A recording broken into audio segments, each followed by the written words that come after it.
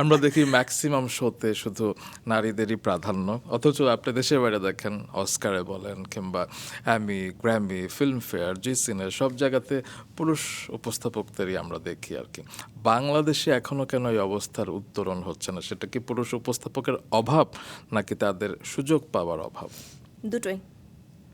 মাঝে মাঝে মনে হয়েছে পুরুষ উপস্থাপকের অভাব, তবে এখন মনে হয় সেটা খানিকটা কমেছে। আমার কাছে একদম স্ট্যাটিস্টিক্স নেই এই মুহূর্তে কতজন পুরুষ এবং কতজন নারী উপস্থাপক উপস্থাপিকা আছেন। দ্বিতীয়ত হচ্ছে অনেক প্রোগ্রামে মানে আমাদের একটা স্টেরিওটাইপ বিষয় আছে, ফিমেল অ্যাঙ্কার লাগবে, Not Eye necessary. candy. হ্যাঁ, তো সব ক্ষেত্রে এটা নাও প্রযোজ্য হতে পারে। ওটা থেকে বেরিয়ে আসতে হবে। আশা করি খানিকটা বেরিয়ে এসেছেন, কারণ আমি বেশ কয়েকটা ইভেন্টে মেল অ্যাঙ্কারকে নাম প্রপোজ করেছি এবং ওনারা আনন্দের সাথে নিয়েছেন এবং পরবর্তীতে বলেছেন, Munmun thank you for the reference. আপনি কি ইভেন্ট করতে চান? তাহলে আপনার নামটা এখন থেকে পাঠাবো।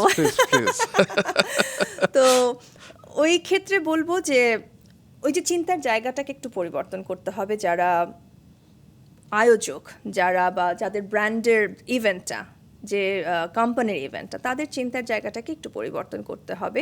আশা করি খানিকটা হয়েছে।